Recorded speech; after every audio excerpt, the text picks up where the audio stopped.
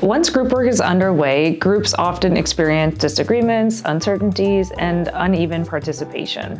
That's normal, it's part of the process. Hi, I'm Stephanie McKean, a TLX associate with video 3 of our group work series talking about group work facilitation. One of the most effective ways to manage these uncertainties for faculty, but for students as well, is to provide low-stakes, small activities for them to practice before they actually work in their groups. At a recent faculty development session, I had groups talk about what they thought was a perfect weekend. At first, they could just talk about it openly without any real constraints. But as we talked about in video 1, I did later add a constraint that they had to describe their perfect weekend in 6 words exactly, and they had to agree on those 6 words. That small activity allowed our groups to communicate together, make decisions together, and just get to know one another. But perhaps one of the most important parts of these low-stakes, small activities is the reflection that happens afterwards. This can be done as a group or individually.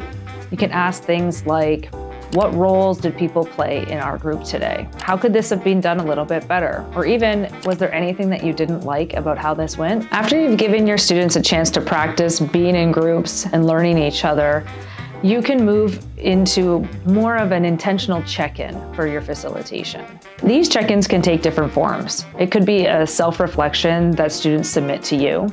It could be a peer evaluation that gets done partway through the group work. Or it could be actual conversations that you have with your groups when they're doing work in class. Questions can be simple and straightforward. Does everyone know what is expected of them next? How are decisions being made right now? Does anything feel uneasy or sticky?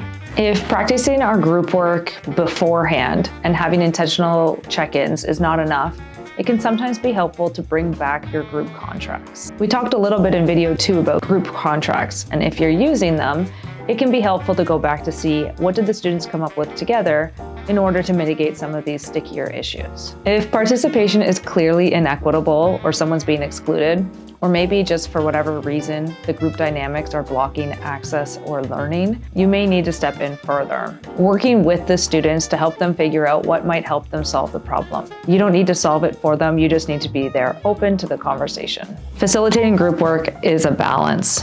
It is hard at times, but I think if you do the practice, intentional check-ins, go back to the group contracts if needed, and are there to support them as they learn how to be good group members, you'll find that the progress is maybe a little smoother. In the next video series, we're going to talk about assessment and try not to double our own workload. But before we go, I'd love to hear from you. What is one small task that you've done before the group work projects have started that's really helped your process along the way? Thanks for being here, and we'll see you soon.